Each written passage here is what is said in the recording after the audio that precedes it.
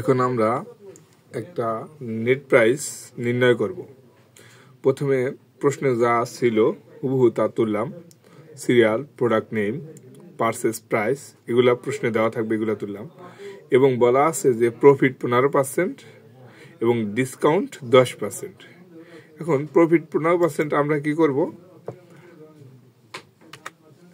এই পারচেসের উপরে নিব, তাই ইকুয়াল পারচেস গুণ 15%, এন্টার।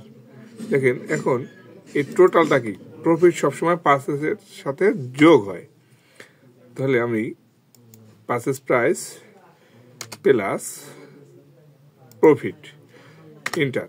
দেখেন এটাও চলে আসলো। এখন এই ক্রয় মূল্য এবং লাভের উপরে যেটা ধরে এইটার উপরে কি ডিসকাউন্ট দিতে হয়, তো এই ডিসকাউন্টটা দিব আমরা এই টোটাল মূল্যের উপরে, টোটাল গুণ 10% ডিসকাউন্ট, এটা কার আসলে। এখন করবো কি নেট প্রাইস, নেট প্রাইসের ক্ষেত্রে টোটাল থেকে ডিসকাউন্ট বাদ দেব, তাহলে দেখেন আমাদের টাকাটা চলে আসলো।